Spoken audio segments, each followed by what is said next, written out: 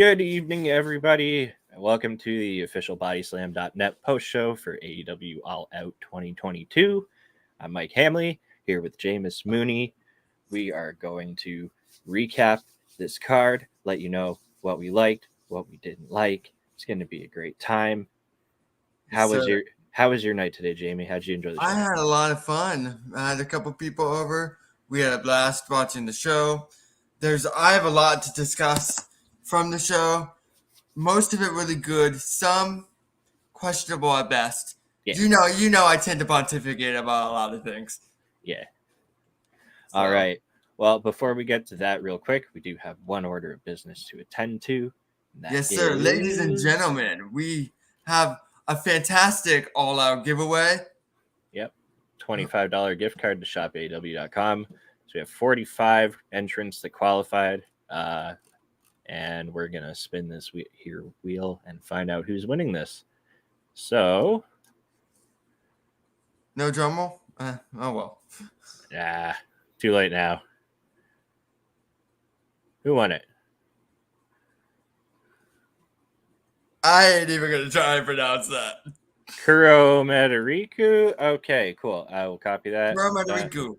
Yeah. Done that there. Person. Thank you. So you've won a $25 gift card for shopaw.com. Congratulations. Thank you, of course, to everybody who participated. Like, subscribe to our YouTube, like all of our tweets, follow our Twitter. You may not miss another giveaway if you follow our Twitter. So be sure to go follow us on Twitter. Subscribe to our YouTube channel too, of course, but follow us on Twitter so you know when our next giveaway is, what it entails, and what you have to do to enter. Hopefully next time we have even more entrants available and more possible chances of somebody winning. Hell yeah. We like giving away Cassidy's money. It's fun. It's not my money. I'm cool with it. Yep. Thanks, Cass. All right. So, yeah, the show kicked off with a 0 hour. We had AAA mixed tag title. Well, this one match was actually for the title. It was a rematch of a match we saw on Rampage. Ruby and Ortiz are doomed to Sammy Guevara's rematch island. But no. Sammy Guevara's doomed to the golf carts. Yeah. But this was a fun match. Ruby got suplexed to the floor. That looked horrible. I don't have much to say about this. Ruby got her. I'm probably going to catch flack because this is one of my negative things. There are two drawbacks to this for me. What's up? One, why couldn't you have just done the match the other night tonight? I don't get why you need to have a match. You need to have a filler match. Put something in front of the crowd. Get the guys a payday. I'm cool with that, but we didn't need this match the other night just to set up the same exact match. Yeah. With the same exact stakes. My issue is Sammy Guevara is the most talented athlete on the roster. If not, he's in the conversation. I wish he wasn't so careless bell to bell because he's really good. But I think at times that gets to his head because I think of the Matt Hardy situation. Things that could have been preventable and dropping Ruby Soho on her head tonight the way he did. For me, that's a no-no. You have to be – Ruby Soho is very light, so it's not like he was struggling holding her up. You have to know where you're dropping your opponent and the position you're dropping them in because when you're dropping your opponent to the side, it's a lot more difficult to control. Yeah. And that's something she shouldn't have fallen on her head tonight. I don't want to go out of my way to say he's reckless because I've never worked a day in my life. Accidents happen. So I don't want to go out of my way to give him that label carelessly, but that's a preventable spot, a preventable mess up, and that can't happen. Shit happens, but yeah. Ruby, it wasn't the worst thing that happened to Ruby tonight either. Looks like she got her nose broken on the Thai KO, which that's pretty unfortunate. But yeah, Sammy and Ty win. They get their win back from Rampage on Friday in the non-title match with a win to retain the titles. Next up, another title match. busy title matches on 0 hour. 3 out of 4 matches were title matches. So the FTW title was up next. Cool hand Angelo Parker. Cool new entrance music. Taking on Hook. Action Bronson's in the crowd. Honestly, should have got Action Bronson to fucking rap Hook to the ring. Better than the guy they got to rap Brian Anderson to the ring. Yeah, with Clean Fun Kelly, absolutely. Wow. But yeah, but a petition to give Hook the new title of Human Suplex Machine. Like, holy shit. Yeah, Hook is really good. I like that they're not exposing him in long matches. Allowing him to acclimate to television by running through opponents that he can run through is really nice. With the FTW title not being recognized, you don't need to make it of the utmost importance and stature on the show, but it gives guys something to do. So I like they're doing a perfect job with getting Hook experience without overexposing him before he's ready to be overexposed. You know what I mean? Yeah, and he was actually like wrestling from behind through a lot of this match too, which was cool. Like we got to see we got to see the bumping and selling side of Hook for a bit, which was, we don't normally get to see that. He usually just murders people in like 3 minutes or less. So, to be fair, this was less than 4 minutes. Was it really? Yeah, I think he clocked in at 3:55. It didn't feel that short, honestly. Like I was like, oh, they had, they kind of paced some shit out there. I don't know. Angelo Parker is really good at match pacing, and both of the 2.0 guys are just really fundamentally sound in every department. Yeah. In general, they're great hands, great match pacing. Everything looks fluid. They know how to lay out their matches. So that's not surprising, but Angelo Parker is a good guy to put in there with Hook to make it feel like he's in there a little longer than he actually is, but in a good way. You know what I really liked too was the probable setup for like a tag match at Grand Slam when 2.0 was attacking Hook at the end of the match, and Action Bronson came in to make the save. And yeah, he's actually really into his fitness. He lifts some heavy shit a lot, and I'm pretty sure he's talked about wanting to wrestle before. So I wouldn't mind seeing that on like Rampage Grand Slam. You know what I mean? That'd be fun. That could be a fun little tag match to have. 2.0 against Action Bronson and Hook. And if anybody can make Action Bronson look good, it's 2.0. Yeah, absolutely. And like, Hook can do a lot of the work on their side anyway. That would be so much fun. Just for like the New York fans, that would be super fucking cool. Yeah, that was a cool match. Obviously Hook retained. We knew Hook was going to retain. That wasn't one of the weird prediction busters. So the next match on the card was the match I was really excited for, and it delivered, but it was a little weird. Kip Sabian, my boy Superbad, made his return for the first time in 2 years, I believe. One of the most underrated wrestlers in the world. I'm really glad he got time to show what he can do, but what was weird about it is that Pac worked a heel match, and they kind of leaned into it after with the Orange Cassidy thing, but they hadn't on television shown you that he's heel yet. So it was a little strange for me watching the match. I'm like, it's peculiar to watch Pac work heel when in the story up to this point he's been baby. Well, yeah, it's it's got to start somewhere, I guess. You can get you got to do the turn somewhere, right? So if you plant use tonight to plant the seeds, why not? But the match was really good. They got about 10, 15 minutes, somewhere in that territory. And they made every second count. Really good story they told. And Kip Sabian showed that he's a player tonight. Yeah, they did exactly what they needed to do with it, where like even if Pac's going to retain the title, Kip Sabian still looks super good. And man, I loved the way he was doing the like up and down volume with the crowd. His mannerisms were really good. His facials were fantastic. Is it not like kind of crazy that he's been sitting ringside with a box on his head for like the better part of close to 2 years, and he's more over now than he's ever been his entire run in AEW? And the funny thing is, the thing I picked up most tonight that I hadn't picked up in his work previously is how good his facial expressions are. Yeah. And that's after 2 years of hiding in a box. Yeah, man. Absolutely. Oh man. It was just so good to see Kip back.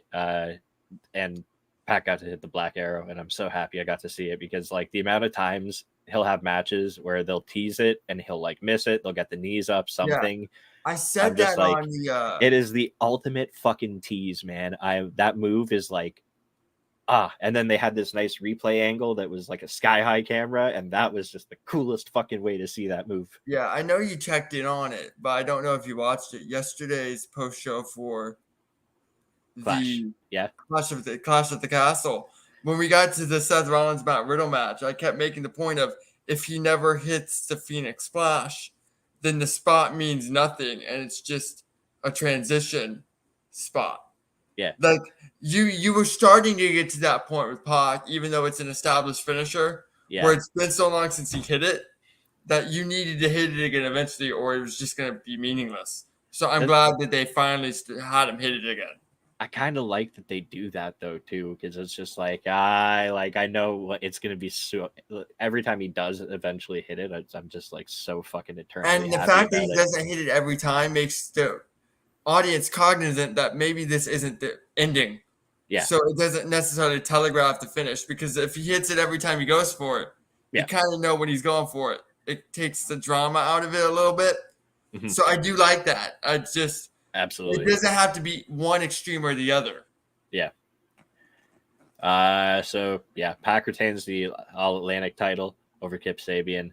Little promo after the match segment with Tony Schiavone, and Orange Cassidy decides to step to Pac for a challenge, and Pac's like, nope. First of Their all, first match I've was got to one say, of the best moments in AEW for me. yeah, Because there was a lot of Revolution 2020 callbacks tonight. for the two of us, we're big independent wrestling fans. Mhm. Like, we both have our own independent wrestling shows. Of course, you can watch Mike. It says on his on Indeed every week with Righteous Reg. We miss you, Reg. Nice plug. On all of Bodyslamnet's platforms. Be sure to subscribe to our YouTube channel and support faces like these. But we're big independent wrestling fans, so we know Orange Cassidy can work. But people who didn't were in for a treat, and that's what made the moment so special originally. Yeah. And now you can tell a different story than the first time. I like that Pac's just like, no, we did this. No. That's awesome. That was fucking hilarious. Like, just side note, I really, really, really want to just one time hear Pac say "King in the North," because it would sound like, you know what I miss most about Pac and AEW? Was it? He's built at his normal weight now. I don't remember what it is. I think it's like 115 or 194 or something like that. Yeah. But when he first signed, Justin Roberts would always announce him as weighing in at 206 pounds. Oh man. And I miss that because that's my favorite shot they take. Because it was so subtle. You gotta pay more attention to that shit. I like never really listen for weights, except for like the ones that are just like intended to pop you, like, you know, Danhausen or Andrew Everett. Like Crash Holly's old, weighing it out less than these 500 pounds. But yeah, so All Atlantic title match, that was super fun. Next matchup, holy shit, this was like, oh, okay. So when they went back to the 0 hour, Tony Khan had mentioned that 0 hour, you know, originally it felt like a kind of separate event that had, you know, was almost like its own card aside from All In.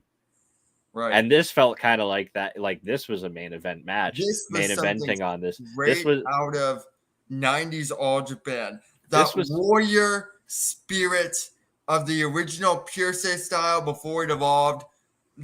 Do ever take all the beating you can, but still take it and show that you can take it. And then whoever can't take it anymore goes down.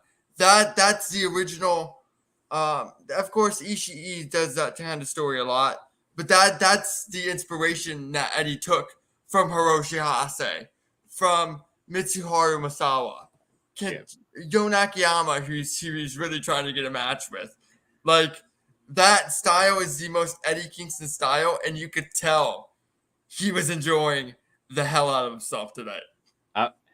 Everyone's like, oh, they should give Eddie a title match at Grand Slam. No, give Eddie Jun Akiyama at fucking Grand Slam. Right, Jun Akiyama. That would be, probably the most underrated Japanese professional wrestler of all time. They're like, holy shit, this match is fucking insane. They, you could almost say that this match slapped. Indeed.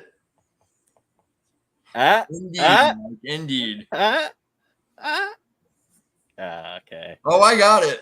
Yeah, but like, I don't know. What do you say about this match? This was fucking crazy. It just beat the shit out of each other for like a solid 15 or so minutes. It was fucking crazy. That was a very, very fun match. I really, really enjoyed it. I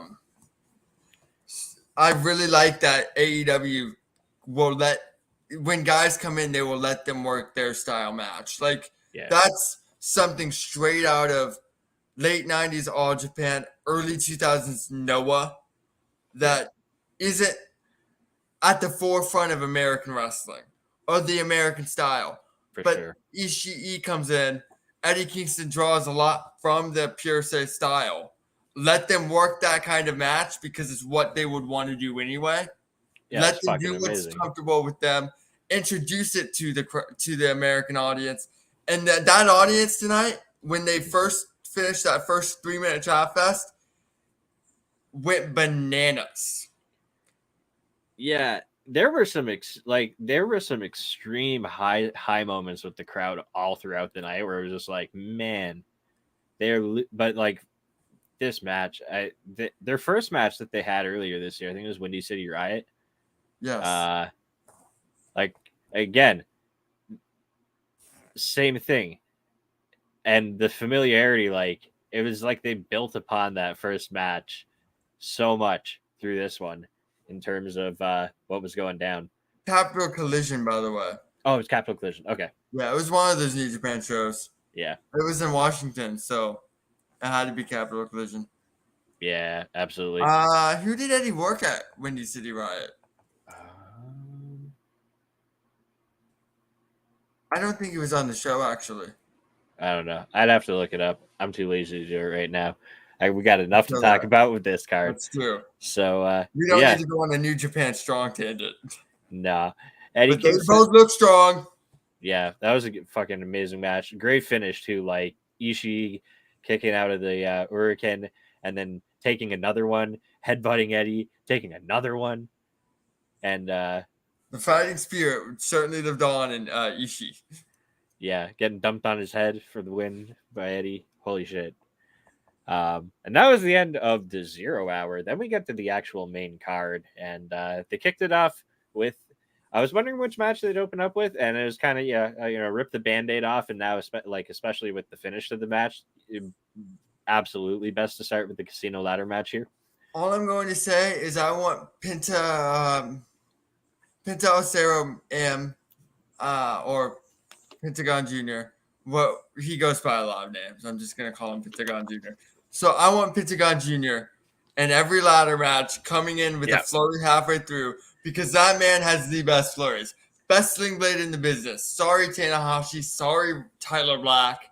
Like, Pentagon Jr. has the best sling blade going today. I like because him. He gets such a whiplash on it. Yeah. But like that backdrop he does into the super kick on the turnbuckle, it's just always really cool. It's different. I wish somebody else would take that. The backstabber is different the way he sets it up. Like, he does some really cool stuff, and it works in a flurry type offense. And that, for me, was the most exciting part of the match. He's very enthralling. I just like watching people get destroyed on ladder bumps. It's like, it makes me feel like I'm in 1999 again. Dude, that bump, that destroyer Almas takes on the or Andrade Alito. Can't call him by his bed name. The sunset bomb that Wheeler took from Andrade looked fucking horrible. Claudio doing his strongman shit with like the interlocking ladders, which like the shit fell apart. They didn't plan that out. Because they didn't know how to dump him after. The shit fell apart on him halfway through. Like, I think they were expecting the ladders to stay bracing each other, but the bottom one just slipped out, and he's so fucking strong that this man just like, oh, it's okay, I'll just make it happen still. When anyway. They dumped Andrade, okay, you know what it reminded me of? What's that? Another Claudio ladder spot where he's holding up the ladder over his head and Moxie's standing on top of it trying to get the briefcase. Yeah. And one of the early Money in the Bank match, older Money in the Bank matches, but he's supposed to dump Moxley, but he doesn't know how to do it safely,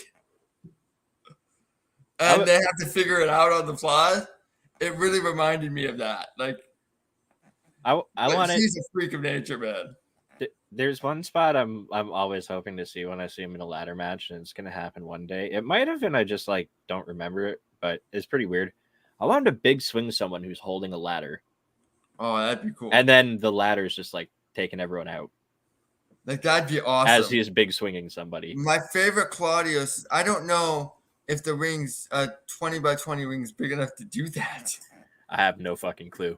But my favorite Claudio spot tonight was when he threw Dante Martin up in the uppercut thing he does, and Dante used that to propel himself onto the ladder. I thought that was a really nice touch and a different way you get up the ladder quickly. Dante Martin really showed out when he got into this match. He's got anti-gravity shoes. It's fucking... Put him in the Shelton Benjamin role for the casino ladder matches. Let him ball out every time with the coolest spot. He just does crazy athletic wild shit, and then gets, he also takes a slam from super high. But the finish of this was, we got just before the Joker, we had a bunch of masked folks come out and essentially take out the entire field. And then one figure climbs to the top of the ladder, grabs the chip, unmasks. It's Stokely Hathaway. Oh, we do know it's Stoke. He climbs down from the ladder, and then the Joker countdown goes off. The Joker makes his way to the ring, and through the Rolling Stones. Yeah, sympathy for the devil. Interesting. And we'll comes more on that later. Yeah, but that's the Joker, and stays masked up, takes the poker chip from Stoke, wins the match. Kind of teases an unmasked, but doesn't do it. It's an interesting finish. I liked it. Like, now with like full context too, it was fucking fantastic. I like that the Joker didn't do anything. Mm-hmm. The idea of a Joker in the match, I one day want a match to end before the Joker could get out there just to see what happens. Mm-hmm. But the idea of a ladder match where everybody comes down in intervals really sets up. It's a perfect heel thing to do, to just climb the ladder while the rest of the field's taken out, because that's when your time got called and you lucked into it. Like, that's a nice touch. And I'm glad they finally did that in some capacity. I realize we now know who the man is, and we'll get more on that later. Yeah. But I wonder if that's an alignment for Stokely Hathaway's group, because he wasn't with them later in the show, or if he just paid Stokely Hathaway's group to take him out. I don't know. They do have some history together, so they do. That's true. Yeah. So it's I'd actually love if they could call back to that. Right. But they do be liking to keep their history and continuity. So yeah, that was a fun ladder match. Absolutely. And then off the heels of that, wild, crazy finish, we go into the finals for the AEW Trios Championship Tournament. The Elite, I have a lot to say about Young Bucks and Kenny Omega versus Dark Order's John Silver, Alex Reynolds, and then Hangman Adam Page. And holy shit, this was crazy. I really like that they made that they really made it known that Matt Jackson's back injury. But I'm just going to remind people, if you say the Young Bucks can't sell, you've never watched Matt Jackson work. Now, Nick Jackson's not a very good seller. Granted, I'll give you that. Matt Jackson's one hell of a seller. He's been selling that back injury for years. For years. He's making a career off of selling the back. He's making a career off of selling the back, Jamie. It's like, here's my favorite part of the match, selling wise. And Kenny Omega's excellent at selling. He's great at the small details and subtleties. He's always been great at every subtlety in a match. The funny thing is, they made Kenny Omega and Adam Page tag in, which is funny because I believe it was Rick Knox in the match. It was either him or Remsburg, but neither ever require tags until the story calls for it, which made me laugh. Oh yeah. I wouldn't want to be one of those people who like sits there and really like, nitpicks the tags. Oh no, I'm not nitpicking it. No. I mean, like I'm not saying you, but there's definitely people out there that are like, well, no, actually, they're the last like 6 tags were like incorrect. Like those kind of people laugh because they don't usually care until the story, but the story called for it, so they made him go to the corner. But my favorite detail of the selling in this match is Kenny Omega's done this before. He did this against Okada. He did this against Page twice at least. Yeah. But the attrition of the match made him so exhausted he couldn't stand up for the buckshot lariat. It's so simple. It sells everything that went up to the match, and it's a brilliant heel escape out of the lariat to just fall before he can hit you. So he can't hit his move. It's a brilliant story wrinkle that only a really good storyteller is going to come up with because it makes too much sense not to do. He's done it with the Rainmaker too. Yeah, like he at first time I remember seeing it was with Okada. Yeah. So this match really told the story because I had said in the Bodyslam work chat, and I caught some heat for this on Wednesday. I caught a lot of heat because everybody told me, "Wow, you have no idea what you're talking about." I just flat out said when they booked the match, the Dark Order's going to turn on Hangman soon, aren't they? And everybody's like, "Oh, you have no idea what you're talking about." And here's what happened. They've been building the reunion with the Elite for months, and he's pushed Dark Order to the side ever since he won the title. Other than this tournament, they've not been seen together since he won the title for the most part. Mm-hmm. Not to mention the demeanor of a number of the Dark Order folks have gradually changed over the course of the last few weeks. In any story, you have to make it make sense. When the Elite turned on Adam Page, he had no friends until the Dark Order saved him. It's going back to the Elite would be like going back to a toxic ex. Of course they'd feel betrayed after they saved him from what the Elite did to him. So in no way can he go back to the Elite without the members of the Dark Order naturally being bitter about it. So between Adam Page telling them to take it easy on his friends early in the match and him hitting John Silver with a buckshot, even by accident, costing them their first championships in AEW, there's the wrinkle in the story that just set up the turn. And it was obvious that's where they were going with it. And I said it was obvious on Wednesday, and they were like, no. You can have him turn without – you can have him Elite reunion without him turn – without breaking up the Dark Order. But it's like, why would the Dark Order be okay with that in the story? It makes no sense. They saved him from the Elite. Yeah, the detail. Like, I would be upset if if I saved somebody and then they went back to the friend group that ruined their life in the first place. I know I would be. Like, that's human nature. Like, this, they set that up, and then it went even further tonight. That's written right in there going forward. Yeah.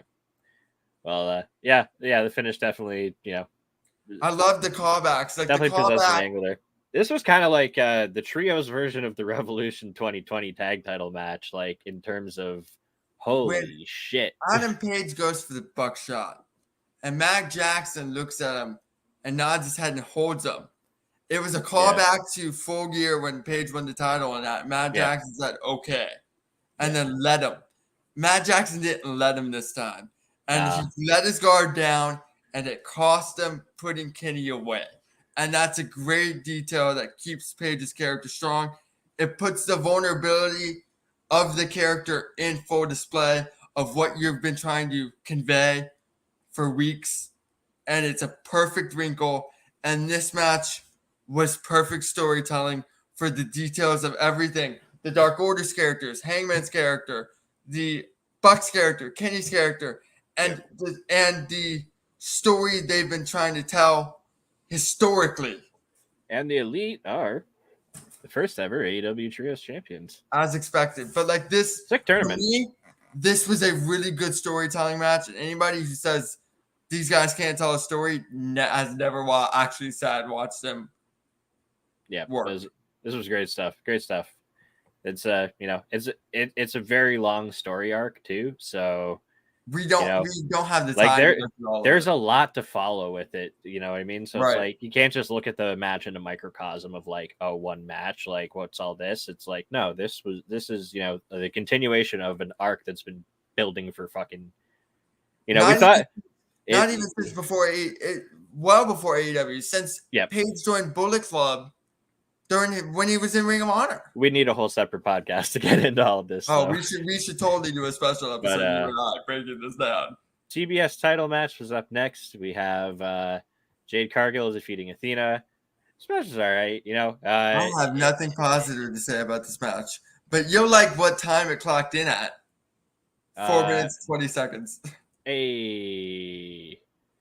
Honestly, like the finish kind of came out of nowhere because like the Athena was coming back on a lot of the offense still, and I thought there was some more room where you could have like done like maybe a false finish, but it was clunky. Yeah, I realized Jade Cargill's green figuratively and I guess in a literal sense tonight. Yeah, but it's not. It wasn't even just Jade Cargill. Kiera Hogan, Mr. Q, Layla Gray, Mr. Q. But Ember really did the best she could. Athena. My apologies, y'all. I'm sure I'm going to hear about that on Twitter later. Athena did really well, carrying her to a decent match. There's a lot to like with Jade Cargill, so it's trial and error as you go. Yeah, she's a lot farther along than most people at her experience level. Yeah, but it doesn't always translate well for me. But I just want Rick Knox to be a good referee, and when Athena gets pulled out of the ring by the baddies while she's covering Jade, that he just throws them out. Just throw them out, Rick Knox. You lost me at you want Rick Knox to be a good referee because he's never been. Yeah, I like Rick Knox. Man, he seems like a good dude. He's not. He's their worst referee. Yeah. There's you get a 10 count to get out when you tag in, and if Rick Knox is in the ring, there are no rules. Isn't that the ongoing joke? Yes, absolutely. It's fucking canon though. Right. But yeah, Jade Cargill retains. I could have seen this going almost either way because they gave Athena some hope in that promo on Rampage. That promo was good. Yeah, Athena comes across really authentic, and that's exactly what you need in the women's division. And honestly, they've been angling towards Athena and Jade getting in the ring with each other for a while. So we didn't need to constantly have segments about this every single week for 4 weeks leading up to the pay-per-view. The seeds have been planted for this for a couple of months. They had a nice little they had that nice little sit down promo on Rampage to put a nice little bow on it to lead it into the pay-per-view. It was a fine build up. I know, I think I even mentioned that, didn't feel like they built it up too quick, but in hindsight, they've been laying the groundwork for this match for a bit anyway. So right, it should have been it's to be expected that they were going to probably meet up at, either here or Grand Slam. I don't know why you'd hold off till Grand Slam. Although I think if Statlander was still around, maybe this might not have even been the match. Who knows? Honestly, who knows? But yeah, it was fun. What we ended up getting to though next was another trios match. I like that there was hey, we still had the trios tournament finals tonight, but we still had some other trios matches. You know what I liked about this? And I'm going to be a real wrestling nerd for a moment. What's up? Dax Harwood's lockups, just in general. Oh, that's one thing I meant to mention on the Elite match that I forgot. The lockup between Adam Page and Kenny Omega was my favorite part of the show. They got 45 seconds out of a really, really tight lockup. A lot of energy. The crowd got behind a collar elbow tie up because of how much drama built in just the collar elbow tie up. And that's what makes Kenny Omega the best wrestler in the world. Hell yeah. How much he can get out of the small subtleties. Most guys go through the motions. But on the same token, Dax Harwood's really good at that too. And sometimes that's hidden in a tag team. But with his solo stuff recently, a lot of people are starting to pick up on it more. He is really good. Yeah. I like the way they started off this trios match too. Like, so, we're talking now about obviously Wardlow and FTR versus Jay Lethal and Motor City Machine Guns, which, yay, Motor City Machine Guns. We're just this much closer to the actual. Can I just call them Pinnacle so I don't have to say FTR or Wardlow? Yeah. Thanks. Go for it. But might as well. They're friends like that. But I like how they started off with Wardlow being in there and Jay Lethal's like, fuck. What I liked about that is instead of Wardlow going after him or Lethal going right after him, you could see Lethal's reservations and Wardlow's like, yeah, come here, come get me. Yeah. And kind of just eyed him around the ring, which made Wardlow look a lot cooler. You didn't need a lockup after every match starts up with a lockup. You just need something to make Wardlow look like $1 million. And that stare, like, yeah, come get me. I'm a big dude. You can't do anything to me. And then put him over. Huge. And then even MCMG got in the ring too, and he even kind of like, backed them down just by kind of leaning into them. And they both backed up into the corner. It's just like they've done a really good job. Perpetuates that even more. Wardlow. Yeah, but that opening sequence with Sabin and Dax Harwood was so fucking like I as soon as they started getting into that little chain, I was like, I need to see this as just the straight up tag match of FTR and Motor City Machine Guns. What I like about it is I need it so bad. They didn't blow their load on that. No. They touched, but they didn't do everything. And there's a lot more you can do going forward. It gave you it's like the pre-appetizer to your like if you go to Outback and you order a rare steak and fries, your bread's gonna get you ready for the food, but you're waiting for the sizzle of the steak. So what this match did was it got you ready for the it gave you a little taste of the meal with Motor City and FTR, but you can revisit it and give the real thing later on, and people are more ready for it later on. That is quite the analogy, but I know what I'm trying. I know exactly what you mean. It is just bread, steak, and fries as the when you cut into a rare descriptor for the build to this match. The juice that comes out of it over the fries, it's the best meal. Oh man, oh god, Well, you guys are talking about steak. I really like steak. I'm sorry, you guys. You got to talk to me about steak right now. I would go grill a steak in my backyard right now if I didn't have like 10 more matches to talk about still. But I like that they mixed this match up. Everybody got in there with everybody for a little while. It was, again, I really need the tag match now. I want to see it so much more because just the interactions that they had together in this match, like working through it as a trio, if they could just trio psychology is different than normal tag psychology too. Yeah, exactly. Like I want to see the two the two tag teams, the current, presently running through a legendary run tag team versus the legendary tag team. Holy shit. And then we got another little match at the end of this too, because Finlay defeated Sanjay Dutt. Once Sanjay Dutt came out and that was shirt, you knew something was gonna happen with that. Oh man, I was like, he has a death wish. That shirt is a dangerous idea to wear around Dax. And yeah, that was super cool at the end. A nice lighthearted moment. I loved it. We also got Samoa Joe, but Finlay defeating Sanjay was way cooler. So props to Finlay. Right. And then we got the friends turn foes feud between Ricky Starks, Powerhouse Hobbs. I have no idea what happened here. I feel like this had a lot more to go. I was expecting it to go longer. I don't know, if they just got all their shit in really quick or something, but I would push. You look at Will Hobbs and you understand why he's pushed and he can go. He's got a great story. Will Hobbs is awesome. I feel like they did a disservice to Ricky Starks here. I don't. I feel like this program called for more than a quick, decisive win. I don't even know if it was their they might have just got their shit in real quick. I don't even know. You know what I mean? Right. But I, as much as it was short, I almost kind of like it a little bit because it makes Hobbs feel like that much more of a fucking monster. And it helps the pacing of the show too. Yeah. We got to get a couple of shorter ones in on here. Although I would have liked to see this get more time. I don't know what the circumstances around. Not everything can get ample and adequate time, and I get that.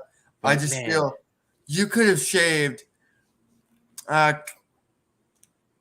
minutes off the elite match. Had to go 15 instead of 20, or you could have shaved 3 minutes off the Jericho match and had to go 20 instead of 25, 23 or whatever it went. And you could have given this match more time. Yeah, I don't know, but that Spinebuster was fucking nasty. Best Spinebuster in the business today. Dude, that shit looked like a mauling when he hit that. And it was cool because it was like he kind of like swung him low on it, but it looked absolutely brutal. I'm gonna watch this one on I'm watching the replay tomorrow regardless anyway, but like I can't wait to see this one again. The next match though, AEW tag title match, the Acclaimed versus Swerve in Our Glory. Holy the Acclaimed have arrived. The Acclaimed, what they did tonight. Oh wow! People knew Max Caster can do a great rap. Anthony Bowens is very charismatic and can cut the best promo of anybody on the show, but they never had a real chance to show what they could do as in-ring performers in a serious context. And I put out a tweet. The Acclaimed had just had the breakthrough match they'd been waiting for. A masterclass of working in appendage and having the crowd in the palm of your hand.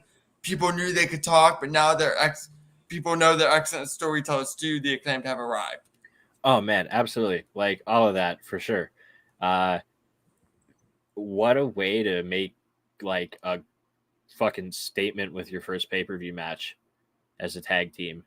That was fucking crazy. It took me a second to realize Anthony Bowens was hurt. That's how good he was selling that leg.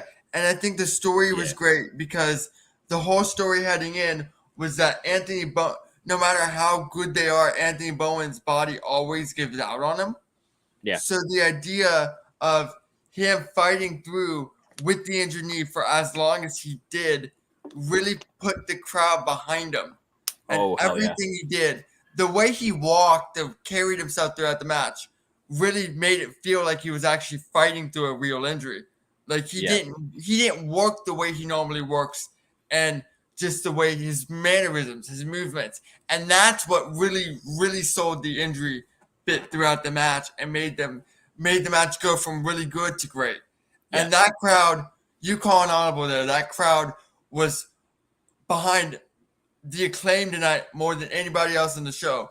You saw from the moment the bell rang when it was, "Oh, scissor me daddy," or whatever the chant was, where they were kind of behind him ironically, but by the end they were behind him 100% unironically because they won that audience over more than anybody else on the card tonight. We can't take Collins, but if you got anything to say about the show, John, you can you can definitely leave your comments in the chat. Yeah, that was I assume he's also Soda King. Probably. Yeah, that was a wild match though. Like the false finishes had me going. Any moment this one could have ended in the last like 5 minutes or so, and any of those falls could have you could have got me with them. Like holy shit. That was match of the night, and if believe it or not, that got the most time of the night. Yeah. Actually, no, Jericho Danielson got the most time by like less than a minute more. But that got more time than the main event did. It got more time than the elite match did. They gave that an ample amount of time. Yeah, that was they were fucking cooking so hard in that match, man.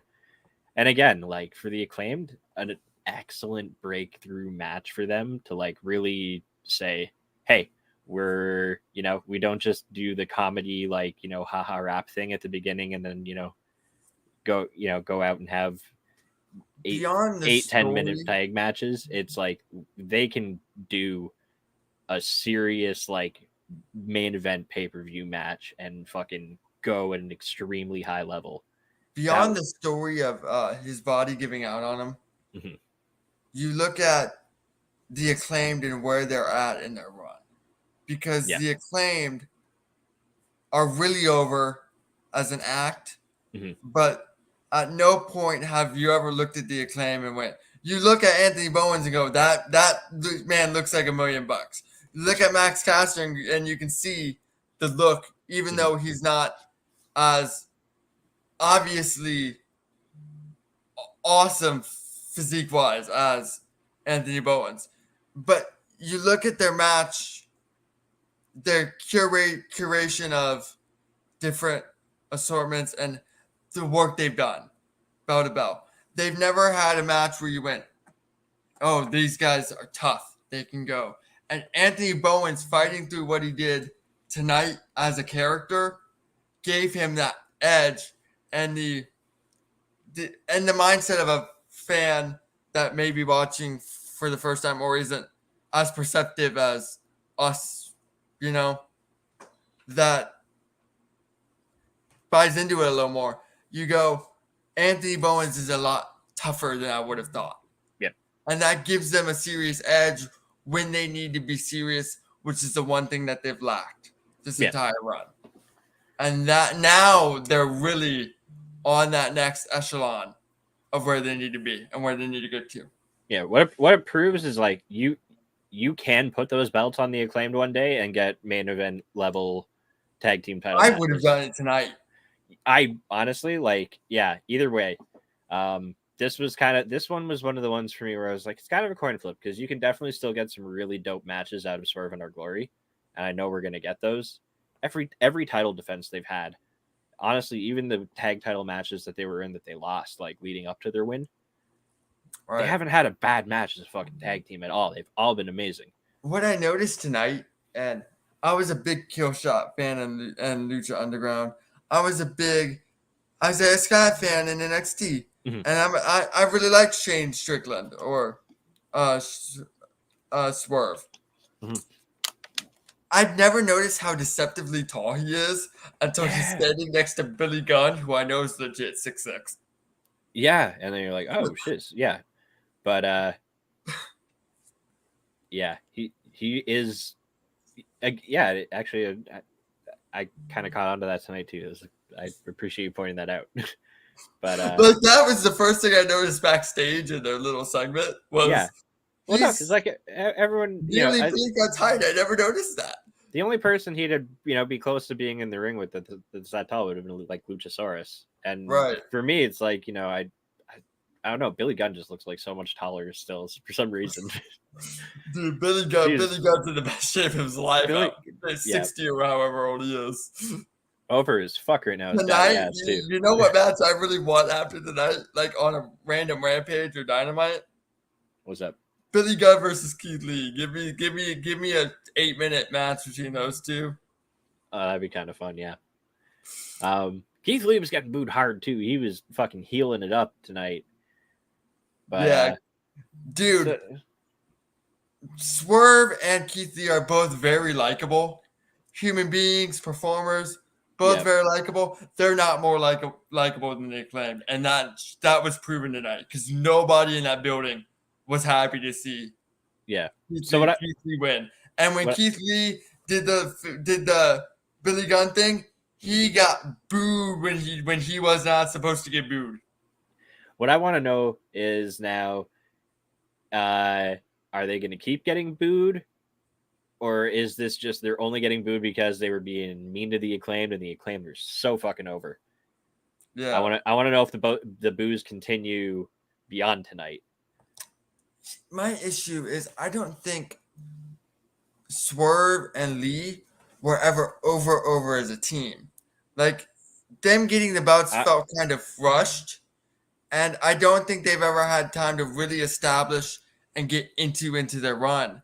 And I feel like that hot shot kind of puts them in a weird rock and a hard place, you know?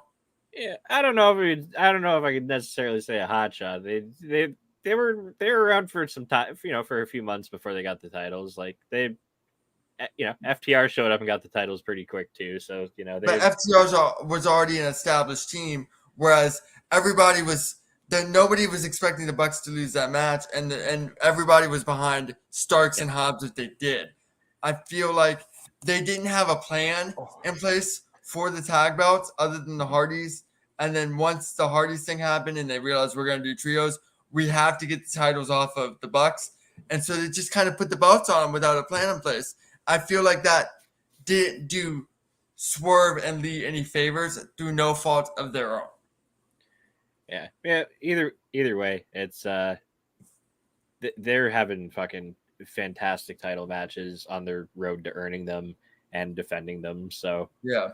I can't complain about the match quality we've been getting in the tag team No, the division. match. So like, If if Swerve Strickland and Keith Lee's in your match, you're having a good match. yeah, so if the belts are going to stay on them, I'm not going to complain about it, at least anyway. Like the Acclaimed, they prove that they're more than capable of holding them at any point in time anyway. So it'll happen for them. I have faith in that.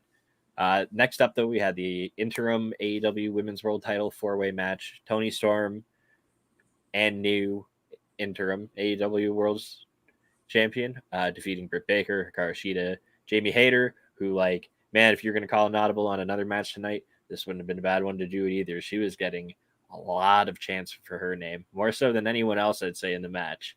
The bridge into the tombstone was the coolest thing. That was fucking crazy. Yeah, the double tombstone reversal, the thing the whole chain of it was fucking crazy. But they also had a nice chain of looping pin spots, like looping that different double pins pin early with on. Britt and Hayter was really fascinating to me. They really did a lot to put the wrinkle in the Jamie Hayter Britt Baker story. So I think they're starting to realize we have something here with Hayter. Let's strike while the iron's hot and turning her face while the fans are still clamoring for it. You've kind of set that up tonight with Britt costing her the match and trying to pin her. Thank you, Facebook user. Keep up the great work, guys. We will. Thank you. I've got Mike here. Of course, it's gonna be great. Oh, gosh, shucks. Yeah, no, I like the way that they really they kept Britt and Jamie spaced out and working on the same side for so long in this match, and then eventually, like, it did boil down into like Jamie Hayter is about to win this title and Britt Baker screws her on the pin, and then that's like we now have the boiling point where everything has tipped over, and now we've got Jamie Hayter and Britt Baker working against each other in this match. I thought it was nice, a nice detail to the match of how long it actually took for that to happen, but we did finally get that moment. And they didn't overdo them fight and they've been kind of slow building on this one too. Like they've had they've had moments of like disagreeing and not being on the same page in tag matches, like going back for a bit here. It's not like this is a recent occurrence for them, right? And another detail too, it kind of is over the last little while, Jamie Hayter and Britt Baker matching gear. No matching gear tonight. So yeah, man, the fans really wanted Jamie Hayter here though. Like shit. I feel bad for Toni Storm because she's a really solid worker. Yeah, that's the thing. It seems like every time somebody somewhere goes to push her, they're just not behind her. Yeah. Well, she's warn it. She's gonna get like her defenses are gonna be fucking dope. She's gonna be, I would presume, be like a fighting champion. I think we'll see more matches with her. She can go really hard. So, I immediately want like Kylan King and Toni Storm. I want that match. Kylan King, somebody I wouldn't mind seeing signed for the Ring of Honor. Oh hell yeah! I want to see like immediately. I want to see Willow get up the ranks. I want Willow versus Tony Storm. I want to see Kylan King versus Tony Storm. I'd like to see some Sheeta versus Tony Storm. So the next match, if you don't mind me, Yeah, the next match on the show, interestingly enough, they didn't call. This is the first time Justin Roberts said Jack Perry's actual name. yeah. Jungle Boy Jack Perry is what he came out as tonight. So I feel like they're about to phase out the Jungle Boy, which is needed because he can't be a boy forever, A. And as he takes on a more serious edge, Jurassic Express isn't. Marco's long gone. After tonight, he ain't ever trusted Luchasaurus again. So, like, if Jurassic Express isn't there, there's no reason for him to be Tarzan anymore. Yeah. What's the point of the Jungle Boy name? I like that they're phasing it out, giving him a more serious edge. Mhm. I like the detail of the worked everyone. I didn't realize I realized he worked everyone, but I didn't realize he was really referring to. He really worked everyone tonight. Yeah. Until right after the next entrance. From what I saw, man. because Christian's working hurt, they had to keep him at a minimum. Yeah. Which as long as he gets his comeuppance later, I actually really like this. Yeah, because and you're building towards another match, and you have 14 other matches on the show. You can't just have every match be a barn burner. Yeah, and you can have Luchasaurus and Jungle Boy work some grudge match shit now, in the meantime while we're waiting for the Christian and Jungle Boy eventual blow off. So, we're going to be able to get a nice, we're going to get a great match out of Jungle Boy and Luchasaurus just for how familiar with each other they are. Like, that's going to be fantastic. But, yeah, Jungle Boy just got fucking destroyed. So, his back. That choke slam onto the pyro grate fucked his back up so bad that he looked like he got spray tanned with a barbecue grill over his back, essentially. Like, holy shit! And then he got fucking like raised his head through a table. And then he got thrown in the ring to take a spear and an unprettier like. He took a nice little beating. Yeah, poor Jungle Boy Jack Perry. That unprettier looked clean though. Yeah, that spear too, Christian. I'm like, okay, so I'm not a huge proponent of the spear because like a lot of people do them and they don't all look fantastic. There's some not great ones out there, but like Christian Cage, Ricky Starks, both of those men are always allowed to use the spear. I love it every time, but yeah, not much to talk home about. The match was clocked in at exactly 20 seconds. We did have a lot to talk about. Lionheart Chris Jericho versus Bryan Danielson. I like that they really worked Lionheart style and Ring of Honor American Dragon style match. Yeah. Until the finish. I feel like there's a lot I really liked about this match. A lot of the chains looked really good. I popped big for the cattle mutilation. That I have to 5. He really went all in on his American Dragon style. He played all the hits. My one complaint about this match is I feel like it never kicked into another gear. Like I saw somebody compare it to the WrestleMania 18 main event in Toronto when they had a really solid match, but it ended before it kicked into that next gear.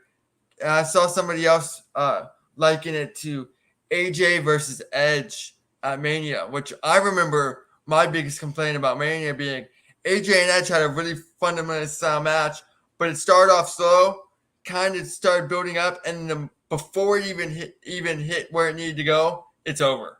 Like, you can have the most fundamental style match, but if you don't ever give the crowd what you've been building towards in the match, it's irrelevant. Finish to this one. This match kind of had that. Yeah. It was the best work match fundamentally on the card, which you get Chris Jericho and you get Bryan Danielson, you're going to have a very good fundamentally worked match. That's a given because they're two of the most fundamentally sound workers in the history of professional wrestling. Probably two of the top 10 most fundamentally sound workers in professional wrestling. and there was a lot to like. I just feel like the finish was really abrupt as it was kicking into that final gear. And if they had 5-7 more minutes, it would have taken that match to a higher level.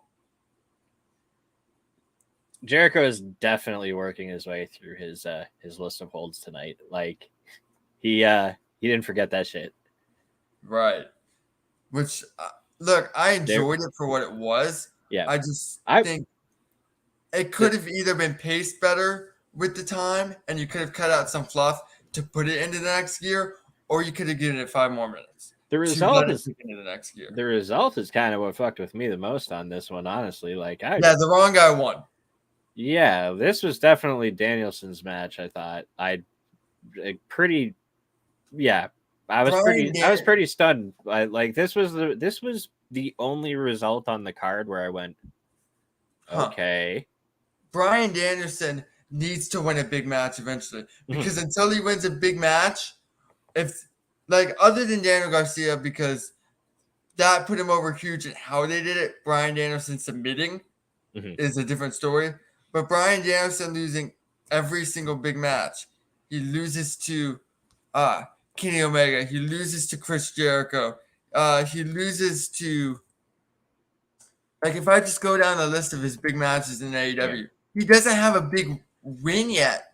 Although he beat Jake Hager, but that doesn't really mean anything.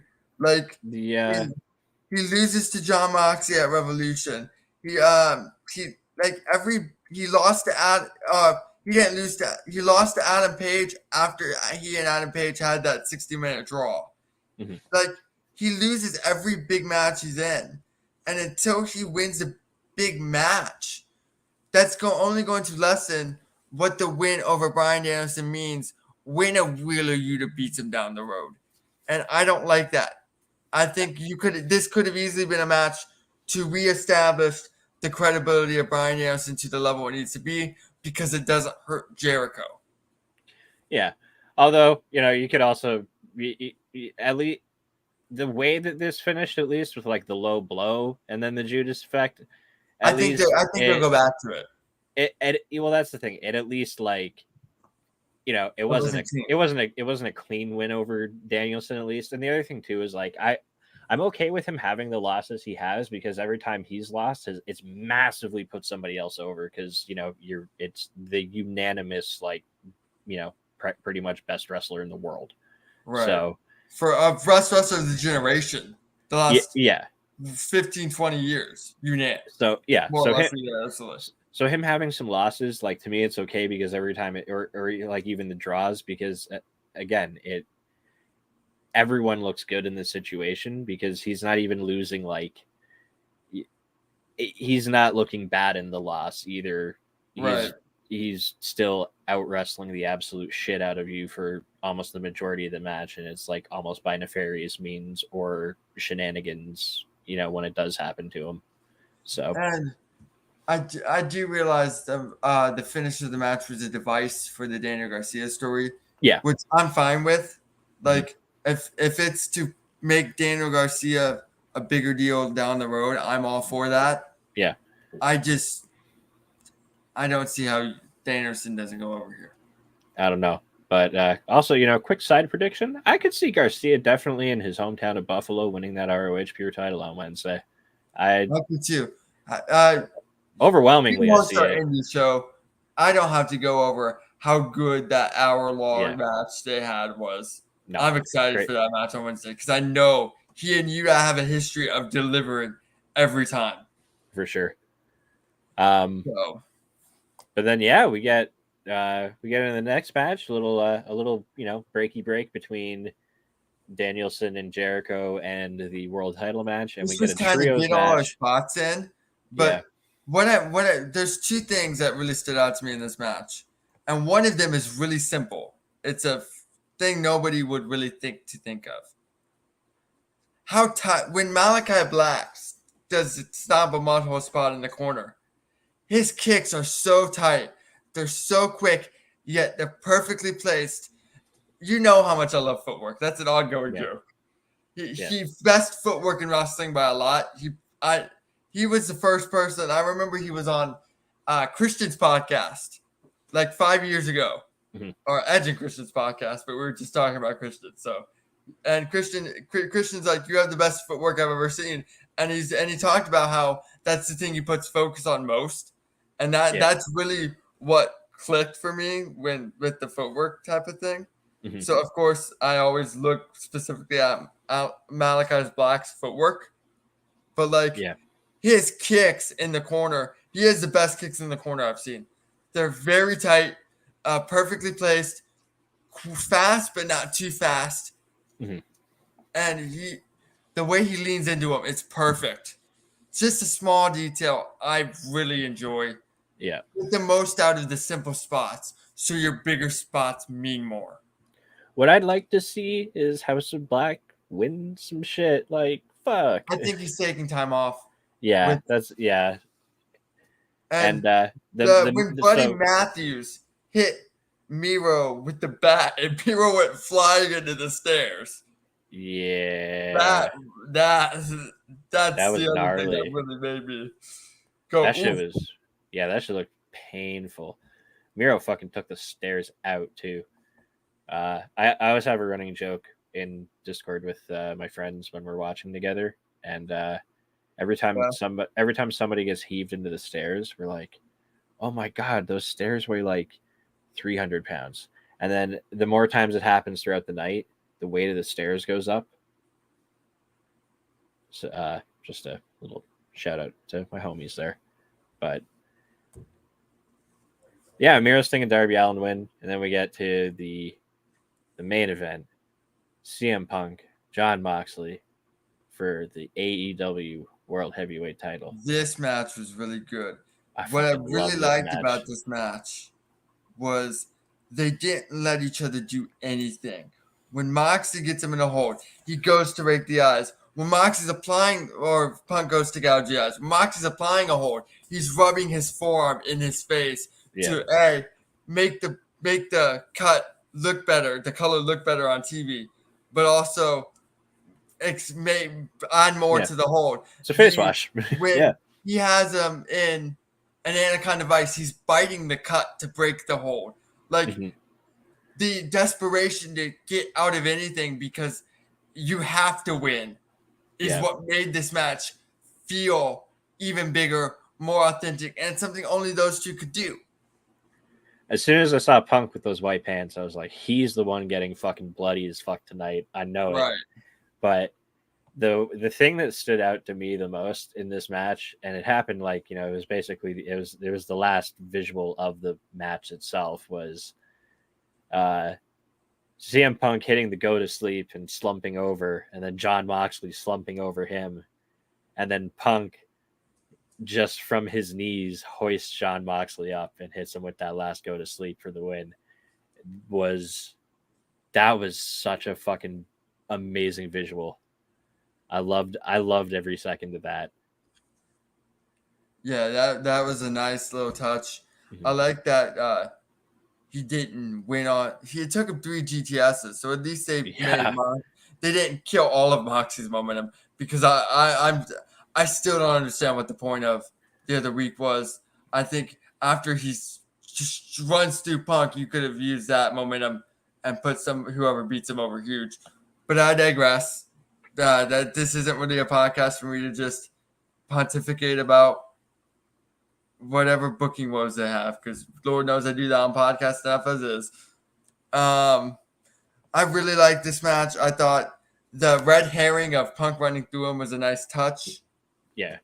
So the ending is what people are going to be talking about for a while, though. Yeah. But now, before we get to that, though, I want to actually kind of touch on what you were saying about their match a couple weeks ago. What I do kind of like about them doing that is if you just have them, like Jon Moxley have the interim title, Punk have the his title still, and they meet it all out. The squash adds like a level of uncertainty to, oh, maybe Moxley could win it all out. It it's a small percentage increase to that chance, but because if they had just met without ever having that random unification I match a saw couple the weeks ago, argument the other day it would that have been so. It like they might as well have like just advertised the pay-per-view as CM Punk will become the undisputed AEW I World saw the Champion. argument the other day that putting Moxley and Punk on the pay-per-view as a unification and Punk winning would make him look like a paper champion. In a way, he was. If you're worried about that, stop doing the interim title. Like, and unless you want the interim champion to win every time, which completely telegraphs the unification matches anyway. Well, the squash also does set a precedent that the interim champion could perhaps actually win That the precedent was unification set when match. Sammy Guevara beat Cody Rhodes in a ladder match. Oh, we don't talk about that time. That was a weird time. Oh, that booking was horrible. Yeah, but no, the precedent we was already set that the interim champion could win. Yeah, absolutely. But yeah, I don't know. I like the way they did it. I just don't get it. It's a matter of different strokes, you know. Like, it worked for me. We're 71 minutes into this podcast. We don't have enough time to just ramble back and forth regurgitating the same points at each other. So we're just gonna have to leave it at that today. Yeah, but yeah, what you were talking about though, that will probably be the most talked about part here is the return of MJF. Holy shit! I like that they explained with the lights out and the recording of Tony's voicemail, because otherwise, my biggest issue with MJF being the Joker was if Tony obviously knows who his Joker is. If the story is that he doesn't want Max in the title picture, why would Max be the Joker? It never made sense to me. Be a desperate Tony on voicemail. Mm-hmm. Did enough to make it make sense. Yeah. So I'm happy with that. I like that touch. Context. Gotta love context. But yeah, that was actually super cool. The voicemail of Tony Khan, like, okay, Max, please, come back. I'll give you this much money if we'll get you. You can be the Joker in the casino ladder match. I need you to come back at All Out, please. And then I like the callback with the Punk ROH promo, especially since they had called that back in their feud. I don't necessarily like that they're going back to this match again when that was second to last MJF match we saw, and we saw it like 3 times already. But you know what? You don't have to spend more time on it than MJF winning the title if he wins. No, so the crazy thing is too, though, like, think about MJF standing there on the top of that ramp in fucking Chicago, getting his name chanted over CM Punk. That is a visual again, and an audio, but an audio visual. The match for a 5th time this year. You know what I mean? That's my one issue with this. I don't need it a 5th time this year. Yeah, I would have waited. It's too soon to revisit that program for me. I'm all right with it. Enough. I'm all right with it. I know they'll deliver when the bell rings, and I know they'll deliver on the mic. It's just I've seen it. I'm all right with it. I liked it enough when I saw it earlier. I'm happy to have some more of it. Fair enough. Some meals you want to go back for seconds, and sometimes even thirds, depending on. Should we go back to the steak analogy? I don't know if I'd go back for like Outback Steakhouse that much, but like maybe something I buy from the grocery store and I prepare myself and throw that on the grill. Yeah, we can do that. A restaurant out there. But yeah, that was AEW All Out 2022. They sure do like to do insane endings on these now. You know what? Gotta hook the viewer. Tune in Wednesday, see what this was about. Yeah, speaking of Wednesday, so like they have announced for Wednesday already Daniel Garcia and Wheeler Yuta for the Pure title, and then Death Triangle versus Best Friends in a trios match. That's gonna cook. That's gonna be fantastic. I want to get that Revolution 2020 rematch. You're talking about cooking a lot on this podcast. Yeah, I'm really hungry actually. It's all that It's all that smoke you've been Yep. exhaling on the show. Legal Canadian activities, my friend. But Fair yep. enough. Jameis, let the people know where they can find you at, my man. You can find me as you see on the screen and the ticker I'm about to put at the bottom of the screen because I've been doing that at the show. At the Jameis. Tonight it's Monday on the East Coast, 1:23 a.m. Of course, I'm always awake at this hour, so I don't mind hopping on a post show. You can find me tonight on Talking to Independence, like I do every other Monday. Of course, my show may not be as good to some people as other independent shows. You can watch Mike on Indeed on Bodyslam, all of Bodyslam's platforms. You can also watch our other podcasts. Be sure to subscribe to this YouTube channel. Follow us on Facebook, Twitter, Instagram, all of the socials. But you can find me at the Jameis. I tweet a lot about wrestling. I tweet a lot about film, a lot about music. I tweet baseball, whatever random thoughts pop into my head, which is a lot because it's a busy place up here. So follow me on Twitter at the Jameis. I have a lot of shows coming up that I can't really announce yet. So you'll be privy to the announcements if you follow my Twitter. Again, at the Jameis. Awesome. I'm trying to hammer that in because it's all about branding, right? Yeah. Yeah, and then you can find me right here, Mike from Indeed, doing the Indeed podcast with Righteous Reg every Thursday, talking about all the news and happenings, and usually a couple indie shows that we watch every week. I also do Game Changer Weekly with our lovely owner Cassidy Haynes.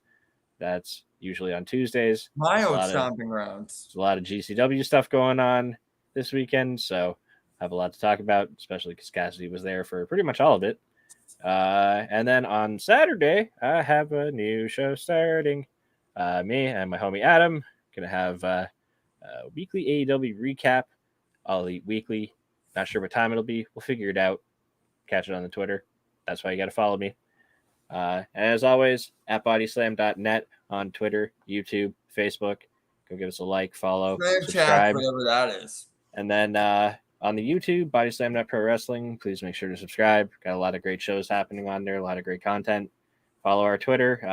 We do some giveaways now. Again, congrats to our winner tonight. I will be reaching out to you tomorrow to get your contact information to send you some Shop AEW gift card courtesy of Cassidy Haynes' wallet. And again, for Bodyslam, this is Jameis. I'm Mike. Have a great night, everybody.